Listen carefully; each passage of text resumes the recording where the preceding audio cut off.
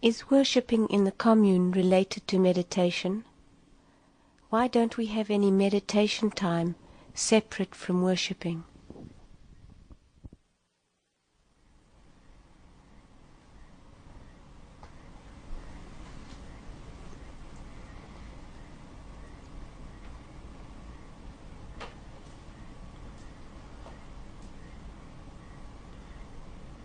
It has been one of the most dangerous idea down the centuries that life can be divided into separate parts. Life is indivisible. It is an organic whole. The moment you divide it, you kill it.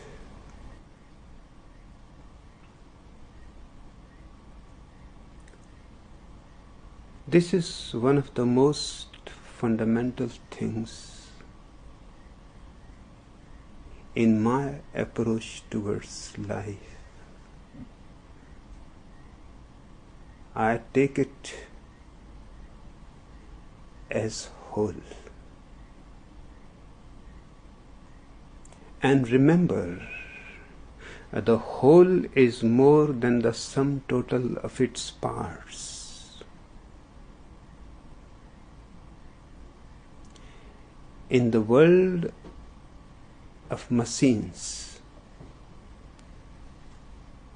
the whole is exactly the sum total of its parts. There is nothing more in it.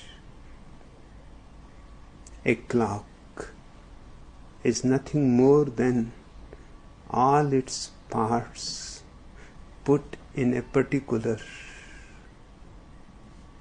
arrangement. It functions.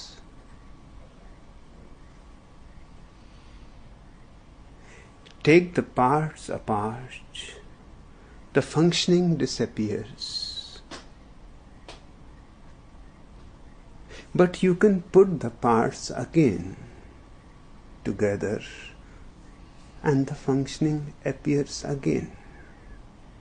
The functioning of the mechanism is not something separate. Life is totally different from a machine. You cut a man in different parts. Life will disappear. Now you cannot put those parts together. And even if you manage somehow to put those parts together, life is not going to appear again.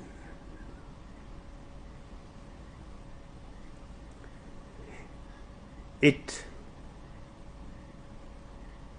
categorically proves one thing,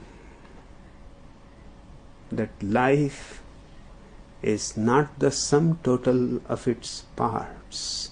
It is something more. It is something plus. And that plus is the real essence of your being.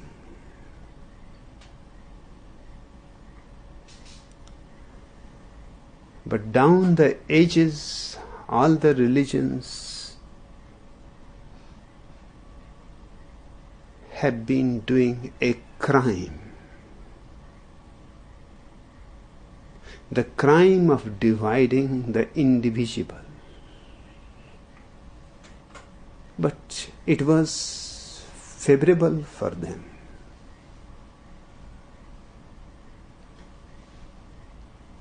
A divided man is a dead man.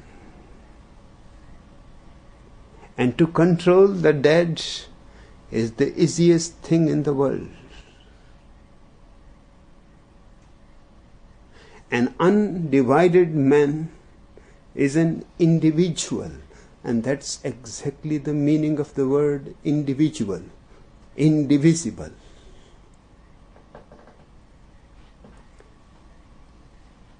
The individual is dangerous. He is alive. You cannot enslave him. You cannot oppress him. You cannot exploit him. You cannot do anything against his wish. His individuality gives him freedom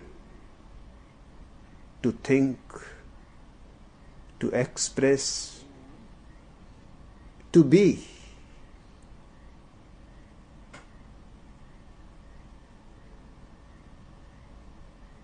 Divisions can be done in very subtle ways.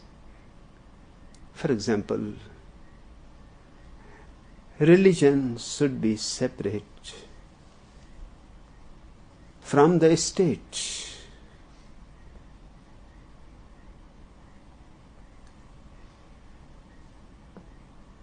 What kind of stupidity is this? If religion is something real, something that vibrates in your being, something that you breathe, live, then wherever you are, in the church, in the office, in the marketplace, it does not matter. Religion is your very breathing. It is going to be with you. And it is going to decide every step that you take, every word that you utter, every gesture that you make.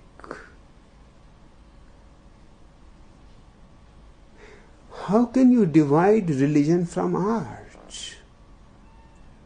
A religious man painting is not in any way separate from his religious being.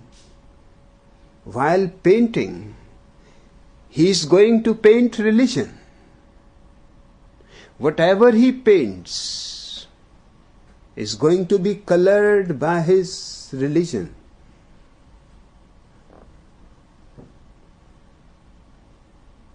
The way he lives, the way he loves, the way he dances, all is going to be in his painting.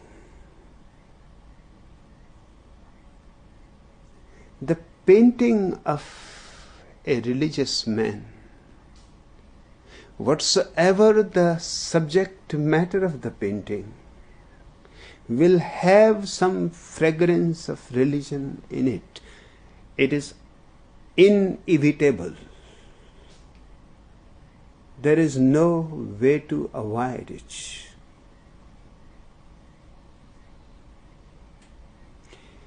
Sometimes you may not be able to see because things are very subtle. A man of meditation, silence, serenity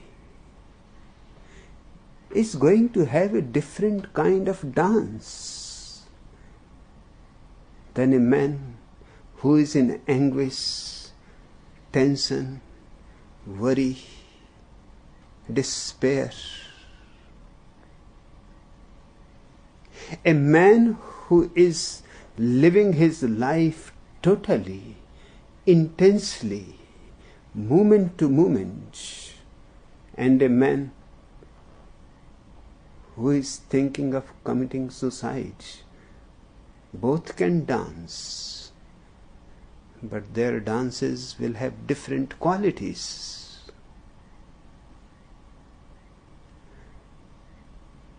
The person who is thinking to commit suicide, his dance will have the shadow of death in it. It will stink of death, of a dead body. His movements will not be movements of life. The other man who loves and lives totally and has a silent space within himself. That's what I call meditation. His dance will also have a silence surrounding it. His movements, his gestures will have a grace, a beauty, a fragrance of its own.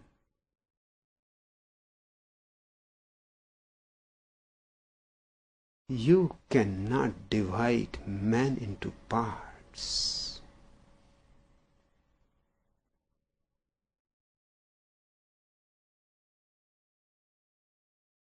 Your question is,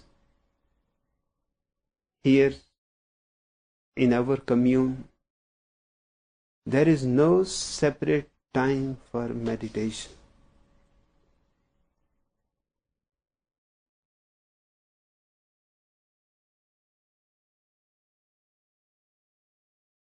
It is our basic approach. We cannot have a separate time for meditation. Meditation should be spread all over your life.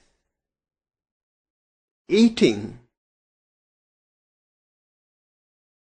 sleeping, taking a bath, or just having a walk, or just sitting doing nothing. Meditation should be in all these actions, inactions,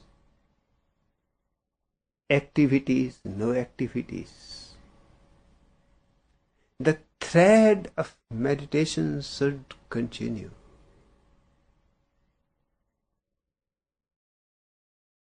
Underground, whatever you are working, a great master, non-in,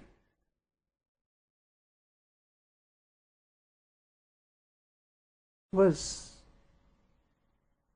chopping wood.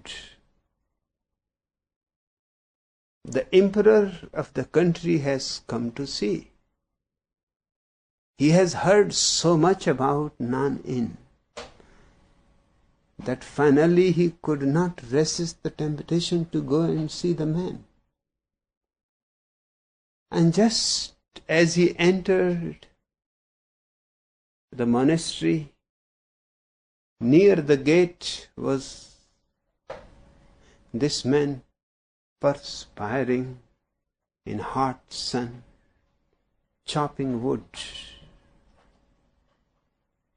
Naturally, he thought that this man must be able to direct me where I can find the master, because it was a vast monastery 500 monks living in it. So he asked none in himself that please forgive me for interrupting you. You are so absorbed in chopping wood. You have not even seen that I have been here standing for a few minutes waiting.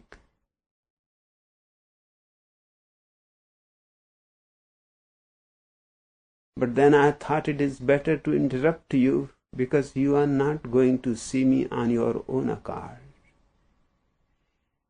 The man said, I am sorry, but this is how my life is. Whatever I am doing it totally. Nothing of me remains to do anything else. Chopping wood, I am simply chopping wood. There is nobody else than the chopper of wood. So no need to be embarrassed. What do you want? He said, I want to see the master Nanin. Nanin said, you go directly in that hut and wait. The master will be coming soon. He went and waited there. Nanin took a shower, put on his master's robe, came in from the back door. But the king was very much puzzled because both the men looked so alike. It is almost an impossibility. There are never two men alike in the whole world. And just in this monastery, within few hundred yards, I have seen a man exactly like this man. And Nanin said, you wanted to see Master Nanin. Master Nanin is now here. He said, that I will inquire later on. First I want to know about who is chopping wood on the gate. Nanin laughed. He said, at that time I was a chopper of wood. Now I am going to chop your head. Now I am a master.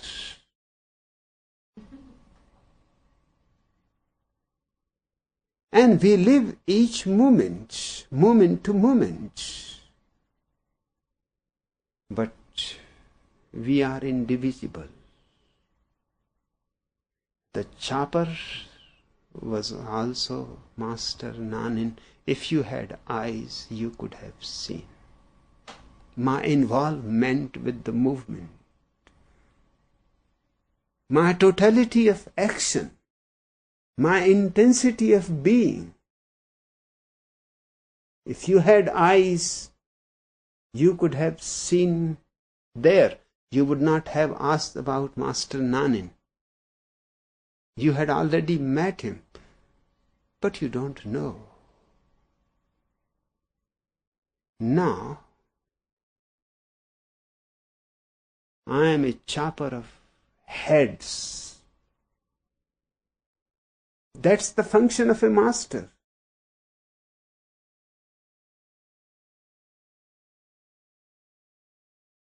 To make you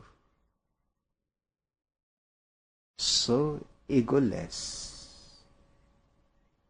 to make you so thoughtless, that you are almost without head, just the heart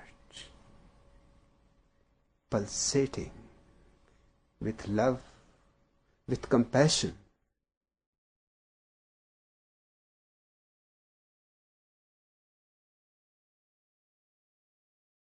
Have you come to ask only some question? Are you really a seeker? Are you ready to lose something?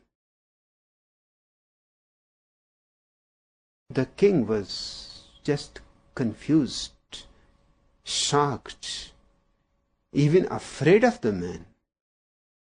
He had never been afraid of anybody, but this man was simply crazy. He's talking of chopping his head.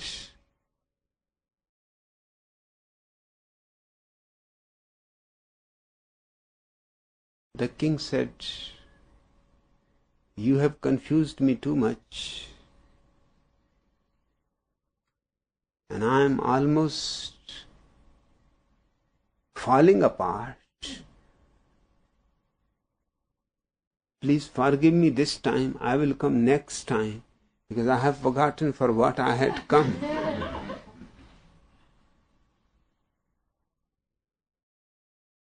Nanin said, "You need not come again. I am going to come, and I will follow you wherever you go. Now you cannot escape, because I can see something really authentic in you. Yes, it is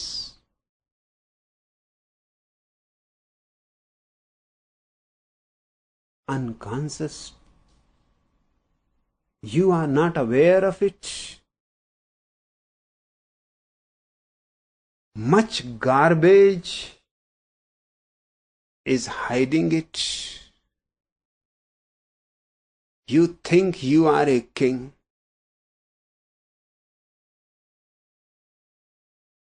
Even sitting before me,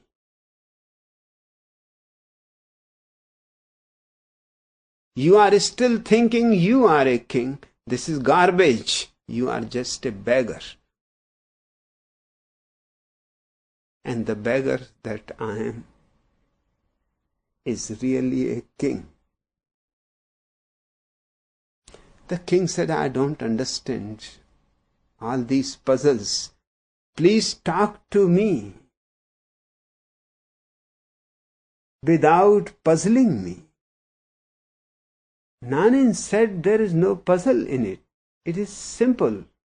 I am a king because I don't need anything in the world. You are a beggar, although you have a big empire, but your desires are unending. You are desiring for more and for more and for more. The mind that goes on desiring for more is the mind of a beggar. And the consciousness that is content with itself as it is, utterly content, is the consciousness of an emperor." "It's strange," he said. "You think you are a king, and you look at me as a beggar. The reality is just the opposite. Go back. I will be coming to visit you." And Nanin followed the king continuously till he made him aware of his innermost treasure. It is dangerous to go to a master, because then escape is almost impossible. Wherever you go, even if you go to Santa Fe,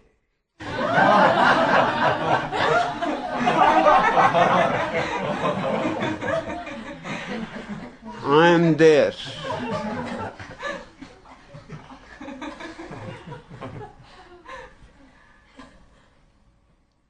Nothing can save you.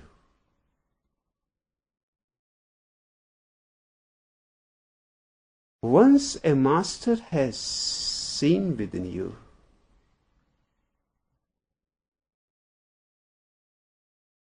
a heart that can grow, that can expand, that can become universal, he is not going to leave you. I don't need to go to Santa Fe. I have my own ways, far more subtler than non-ins.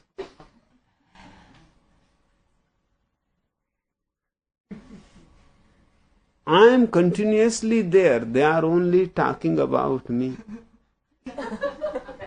They cannot talk about anything else.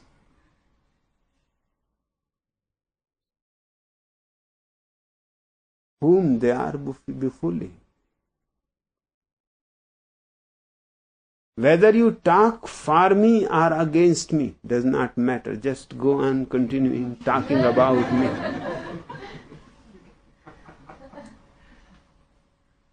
That's enough. That is going to change you. Here, in the commune,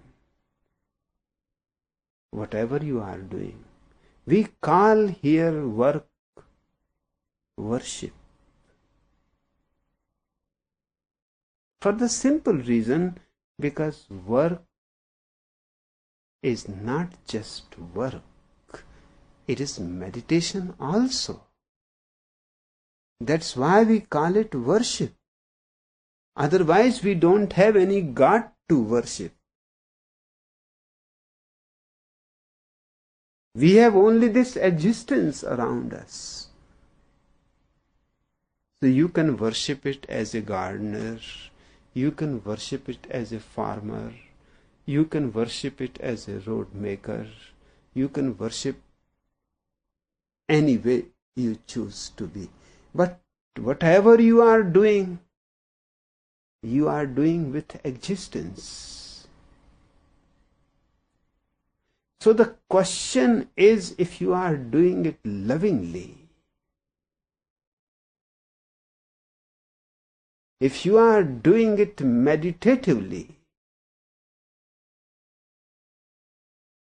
while you are doing it, you are nowhere else. You are just there with all of your being. Nothing is missing. Work becomes worship.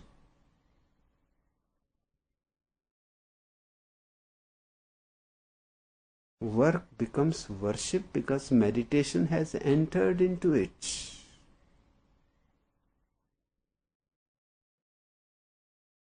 But I can understand your question, because all the religions have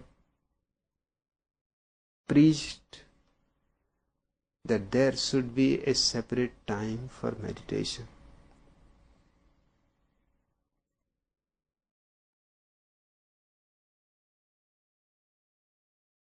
That is just idiotic.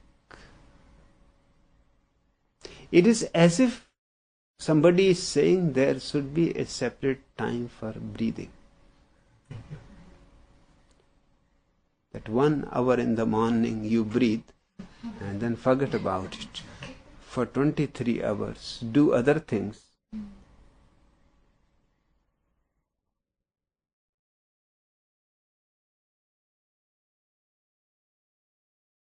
You need not be disturbed by breathing. You can do other things. Breathing continues.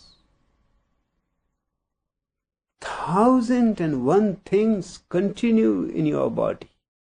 The blood goes on circulating, the pulse goes on functioning, the heart goes on beating. Scientists say the body of man is perhaps the greatest miracle in existence, because so much is going on in it. Almost 7 million living cells are continuously working within you. You are the biggest city in the world.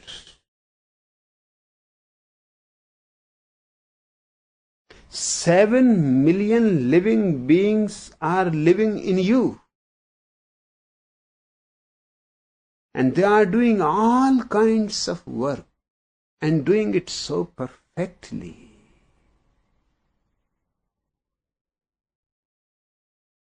And without any guidance, without any education, without any training,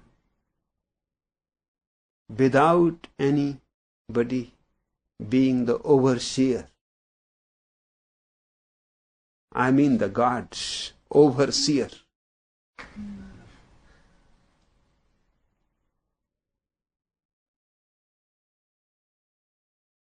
You may go on doing anything. Your organic processes continue. To me, meditation is an organic process. To other religions, it was not. Hence, all those religions have failed. They were bound to fail. It is not an accident, it was destined. Their very base was wrong. What they called meditation was nothing but some kind of thinking. The Christian was thinking of Christ, praying to God with folded hands, kneeling down. Neither he knows that God exists or not, nor he knows that Jesus Christ is really a Messiah or just a charlatan.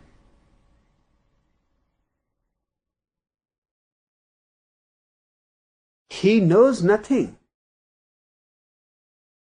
but out of fear, out of misery, out of anguish, he is praying. And this Christianity calls meditation. And what he is asking God, he is asking all those things which he is missing here in this life, which he cannot manage to create here for himself. He is asking God, at least in the other life, give me. I have suffered enough.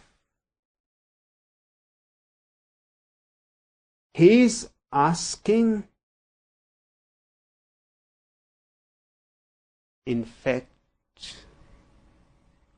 deep down it is a complaint. All prayers are complaints. Otherwise, what have you got to pray if there is no complaint?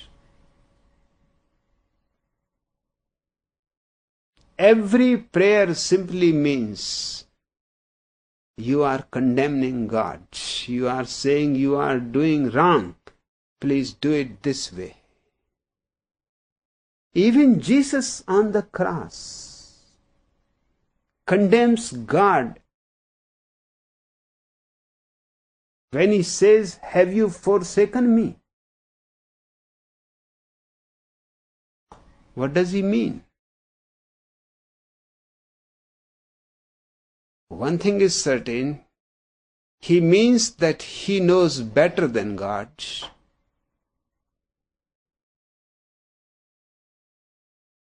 He knows that God has gone somewhere wrong. He is angry. He is complaining. He wants God to do the miracle, to prove to the world that He is His only begotten Son, that He has been sent by Him. He is His messenger, and He has sent Him for the whole world's salvation. But from the sky no voice comes. On the clouds no angels appear with their harps playing Hallelujah. No sign of God anywhere.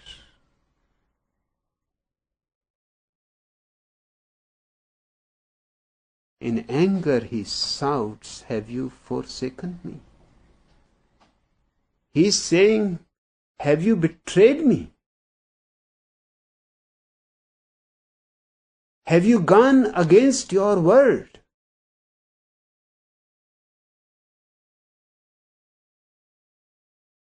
You have left me in this helpless situation. And I have believed in you.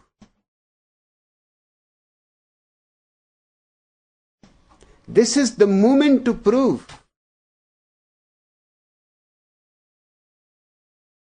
that God is love.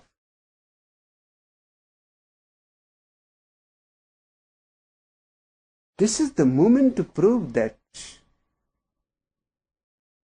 God comes to save those who trust in Him.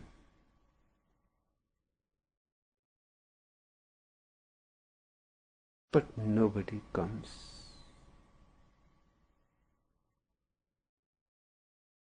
All prayers are complaints. All prayers are saying to God that we know better than you are doing. One man came to me. His wife was dying. He was a very religious man. Every day from 3 o'clock in the morning up to 7, 4 hours, he was doing all kinds of crazy things. He had so many gods. In India, they are not so miserly about gods. About everything else they are poor. But about gods, they are the richest people in the world. 33 million gods. So everybody who is really religious has a whole room. 33 million, of course you cannot. But few representative, the topmost, the big shots, you can keep around.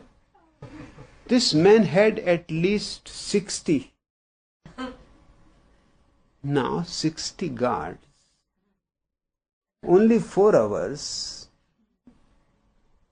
You can see it was not much time. He was in such a hurry.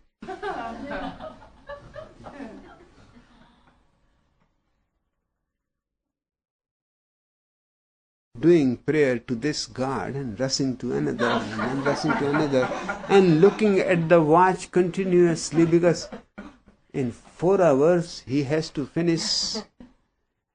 And the fear that if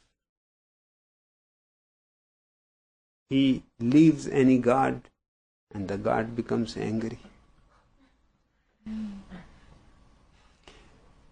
Such a religious man, and his wife was dying, and the doctors were not able to do anything. They simply said that she has lost the will to live. Deep down, she does not want to live. Hence, no medicine is being effective. Unless you have a will to live, you lose resistance. You really want to die. Just medicines cannot do much unless a great support from your will is there. So he came to me one day and said, what should I do? I do 4-hour prayers my whole life, and still my wife is dying, and out of those 60, not a single one is helping. And I cry and weep.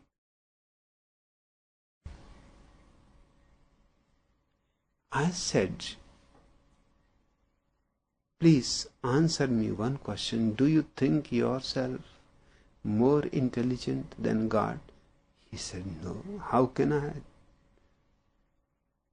think myself more intelligent than God? Then I said, if God wants your wife to be freed from the body, you should be happy. You should be thankful. But your prayer is against God's will.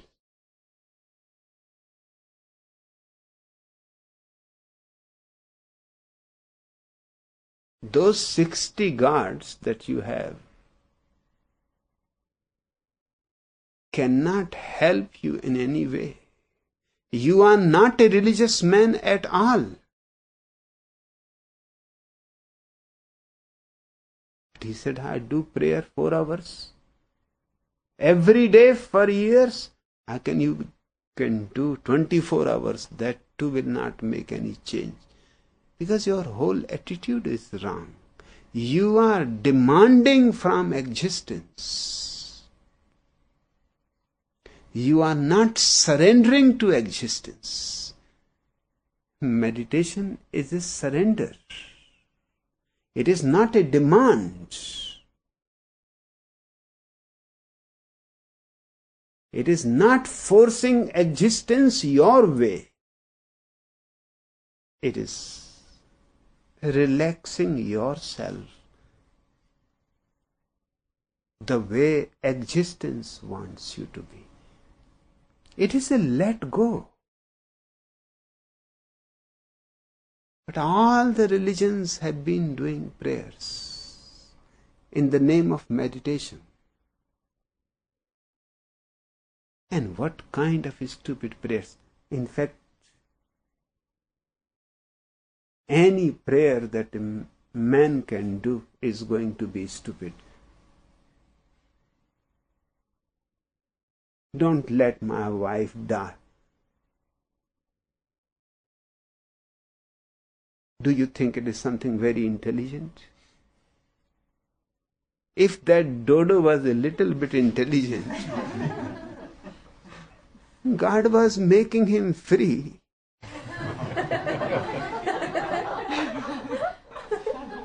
And he is praying against his own freedom.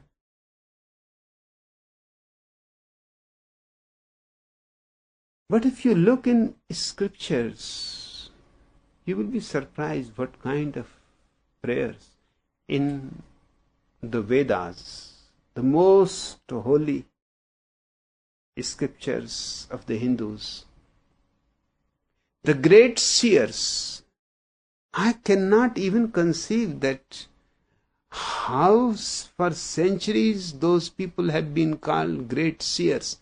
They should be called the great blind men. Seers. They are praying to God that please increase the milk of my cow.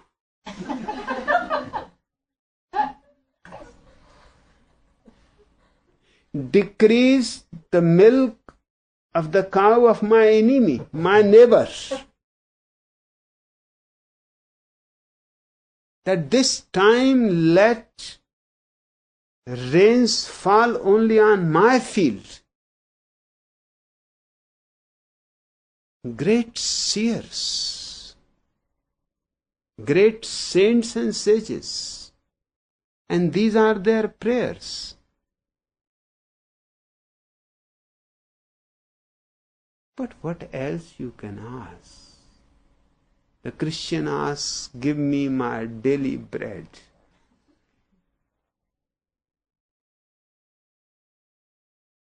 Don't you have anything else to ask?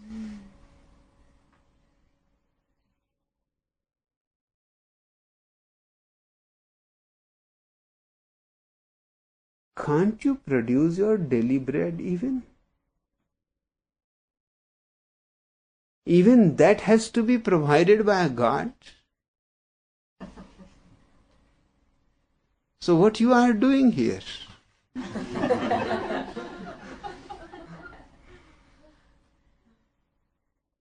Even your daily bread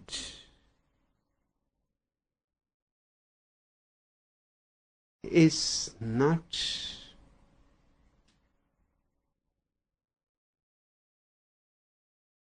to be created by you. Poor God, just by providing daily bread to all these millions of Christians for centuries, must have gone bankrupt. Nobody ever thinks of God. Just seeing his misery and anguish, I declared that there is no God. Just in a single blow, I finished all his misery, all his trouble, all his anguish. Past, present, future, everything, I make it completely clean. Now, let everybody produce his own daily bread. And if you have some intelligence, a little butter will also do. But don't torture God anymore. He is not there. He has never been there. Why you should keep a separate time for meditation? It is based on the idea of the separation of sacred and the profane. But in life there is no separation in the sacred and the profane.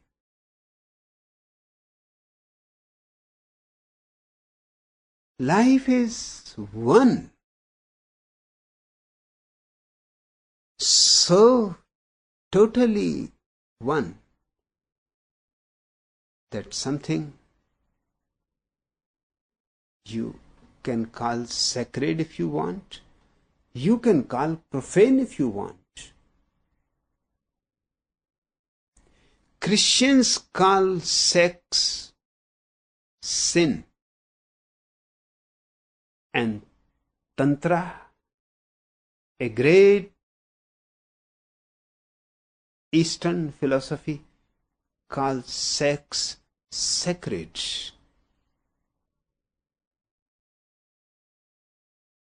The most significant life energy. Because all transformation is going to happen through that energy. Don't condemn it.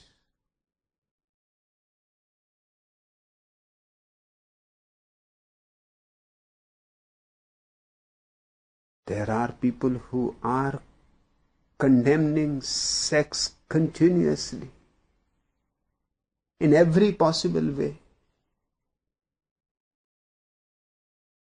Anything you can take. There are Zen people in the East who say that even sipping a cup of tea in the morning can be something sacred. And they have made it sacred. If you have seen in a Zen monastery, they have a small temple for tea ceremonies. And when anybody goes to tea ceremony, he enters into a sacred space. He leaves his shoes outside. There are special wooden sandals provided inside.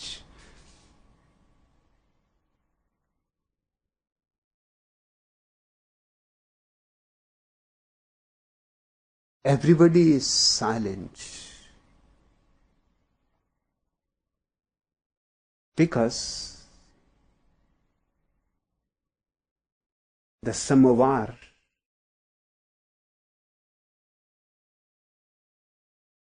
is boiling the tea and a beautiful music is coming out of it.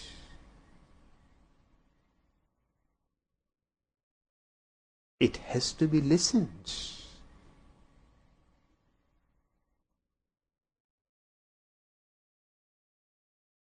People sit on their knees just the way they sit in the temple,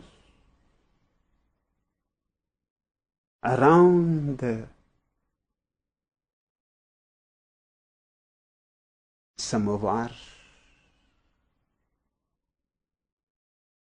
They all listen silently to the boiling noise of the tea, and they smell the fresh and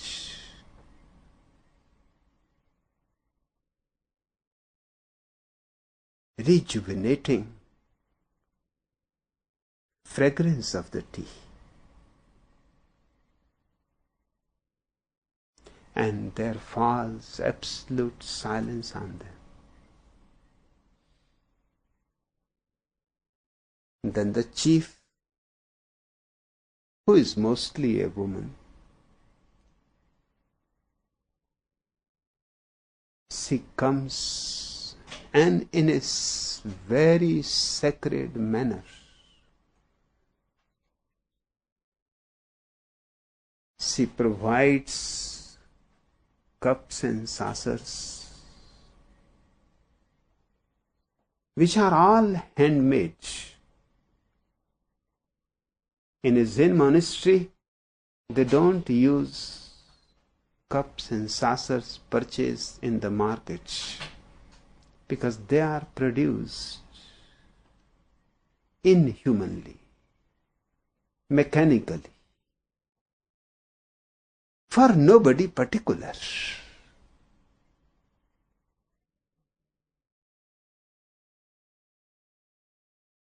They are just for the market.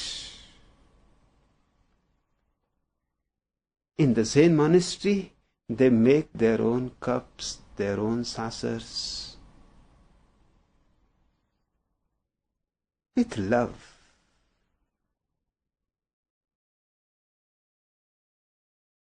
With meditation. Something of their love and meditation certainly enters into their cups and saucers and pots. and the way the woman places them before you. She places as if she is placing a god. Christians don't even know how to put Jesus' statue from one place to another.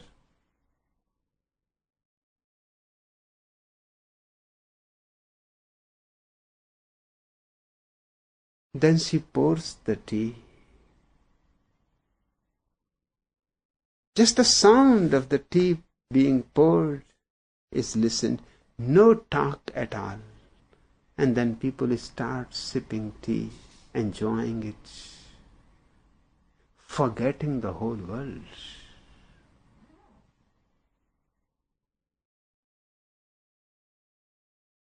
Just sipping tea has become sacred. It depends on you. There is nothing profane in the world, nothing is sacred in the world. World is neutral. Now it depends on you what you want to make of it. Meditation makes it sacred. Then every act becomes meditative. I am reminded of a butcher in Japan who was considered to be a great master. And he was a butcher. The whole day cutting animals and selling meat, that was his business. One Buddhist scholar could not believe his eyes that this man is thought to be a saint. He was simply a scholar. He went to the butcher, he said, "This is something absolutely mad. Who are the people who think that you are a saint? How a butcher can be a saint?" The butcher laughed. He said, "Just by mixing meditation in your butchery. When I am cutting an animal, I am not angry, I am not hateful. I am full of love. I am full of compassion.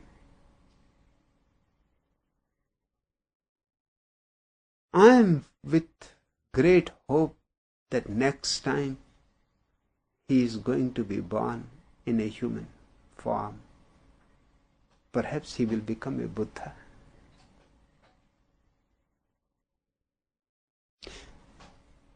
With all my blessings, I am sending him into a new journey, releasing him from this prison. And moreover, my father was a butcher, my forefathers were butchers, and I am a poor butcher. I have never told anybody that I am a saint. If people think, that is their business, you should go and argue with them. As far as I am concerned, I am absolutely content with my profession. Because whatever you do, the question is not what you are doing, but how you are doing. The question is not the act. The question is the consciousness in which the act is being performed. Yes, I am killing animals. But I know that they will be killed anyway. If I am not killing, somebody else will kill. And he will not kill them with such love, with such compassion. How can I leave this profession? These animals are going to be killed.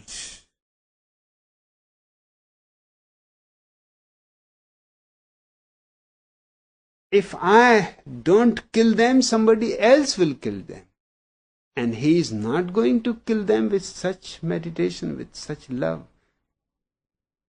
So I am leaving these poor animals in the hands of some butcher.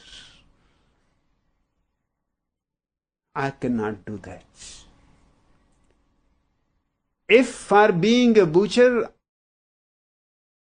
I am going to be thrown into hell, that is acceptable. But I cannot leave these poor innocent animals into somebody's hand who knows nothing of love. Can you see the point of this butcher?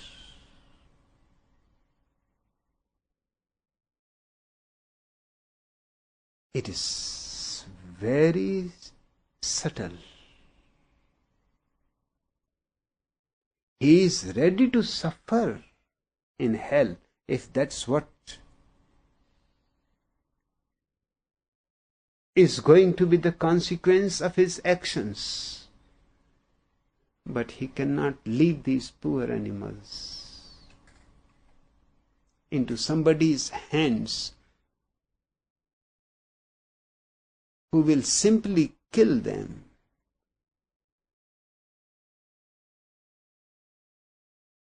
Without ever bothering what he is doing.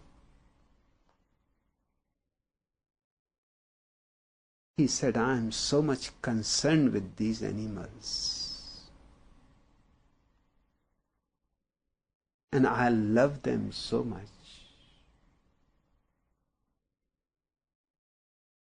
I cannot leave them into somebody else's hands. Whatsoever happens to me, that I am ready to face.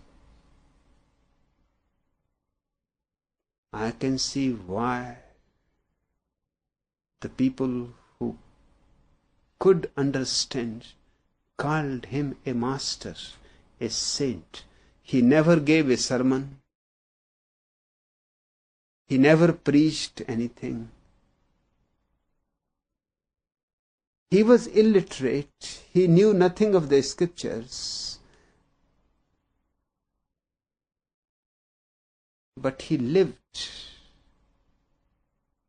a religion in a very irreligious situation. And that's something tremendously important.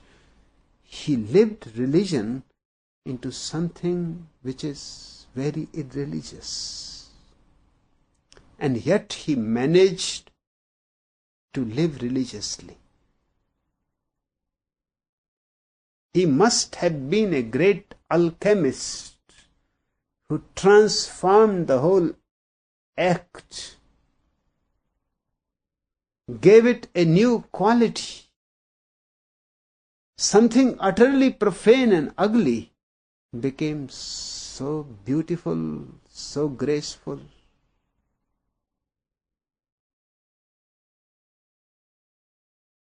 It is said that his fame spread far and wide, and people started coming to see him while he was cutting animals. Even the Emperor of Japan came to see him while he was cutting, because he heard that the way he cuts, nobody has ever cut. Such grace, such love, tears flowing from his eyes. And the miracle was that human beings were not able to understand, but perhaps the animals were able to understand. Because ordinarily when you want to kill the animal, he tries to escape. But from this butcher, no animal tried to escape. He hugged the animal.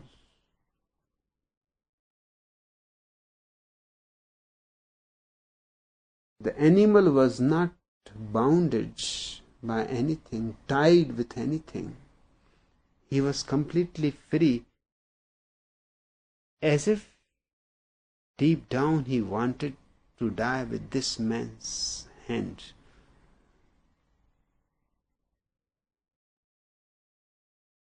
And the king asked one thing about his knife that he used to kill the animals. The knife looked so shiny, as if it has been sharpened just now. The king asked, "Do you sharpen your knife every day?" He said, "No, this is the knife my father used, and his father used, and this has never been sharpened." But we exactly know the points where it has to cut the animal, so there is minimum of pain possible. Between joints where two bones meet, the knife has to go between the joints, and those two bones that are meeting there, they go on sharpening the knife. And that is the point where the animal is going to feel the minimum pain. For 3 generations we have not sharpened the knife. A butcher sharpening a knife simply means he does not know his art. He used the word art. He does not know the art, and he does not know how to do it lovingly.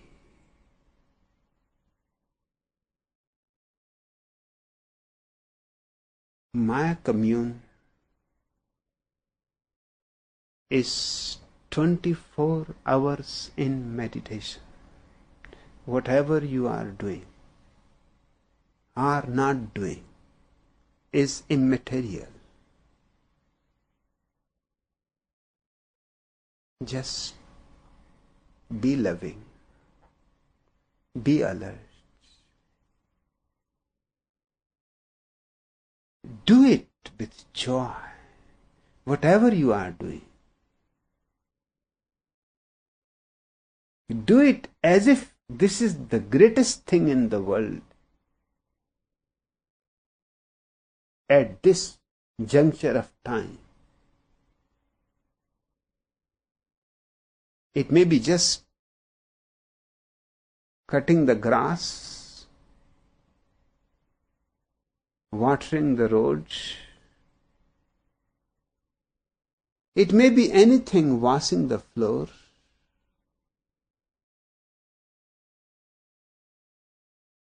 Do it as if the whole existence depends on what you are doing. It is indispensable. Without it, the whole universe will collapse. When you do anything with such intensity, with such love, with such respect, that without it the whole universe will collapse, then there is no need to have a separate time for meditation. And those who are doing meditations as separate from life are simply deceiving themselves and nobody else. Maharishi Mahesh Yogi teaches his people, do transcendental meditation 10 minutes in the morning, 10 minutes in the evening, and that's enough. And what is transcendental meditation? Just repeat any stupid name. Go on repeating Rama, Rama, Rama. That is a Hindu name. Or Ave Maria, Ave Maria, Ave Maria. Any. In fact, your own name will do. Just go on repeating it. Repeat as fast as possible. Because that's the whole secret of the technique.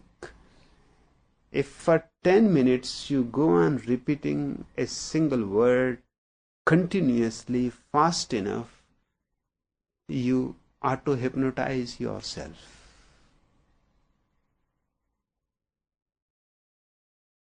Just after 4-5 minutes, you start falling into a deliberate kind of a sleep, which is called hypnosis.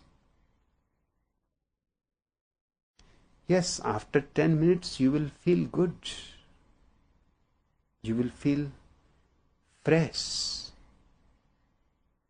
You will feel relaxed.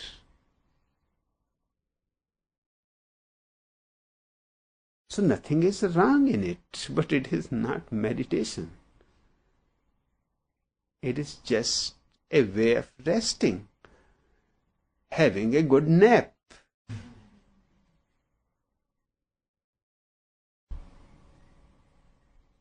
You can do it. But remember, it has nothing to do with meditation.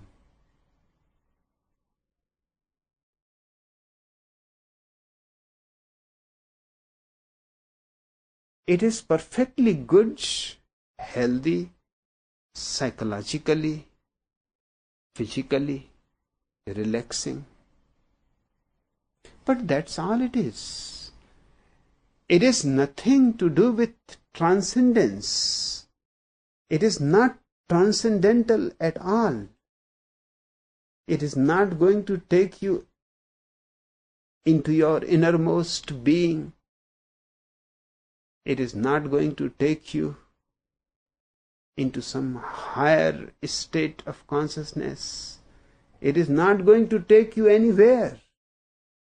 After 10 minutes, you will be back where you were.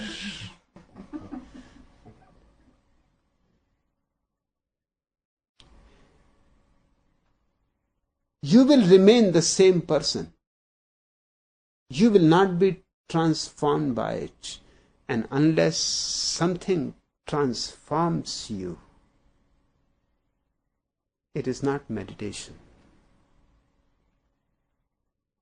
Something that makes you a new being, a new man, a new consciousness, which knows no fear, which knows no greed, which knows no hate, which knows nothing of those dark emotions, sentiments, ugly, sick, nauseating. A new consciousness which knows only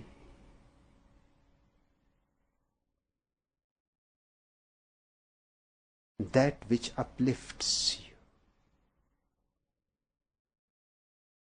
that which goes on uplifting you. There is no end to it.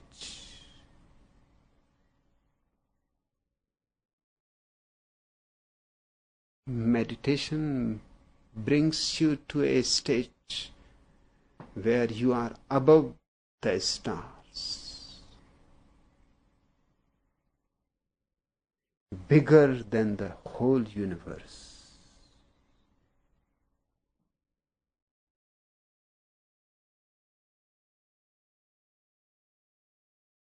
That experience is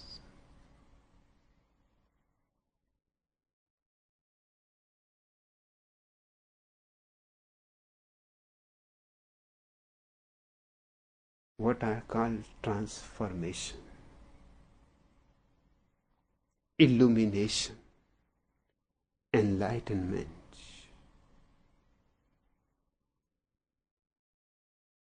So don't be worried that there are not separate times for you to meditate. It is not an oversight.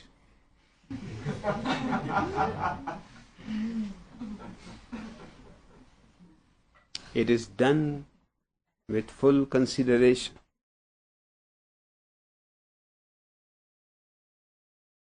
I don't want to give you the impression that meditation can be done separate from your life and its work.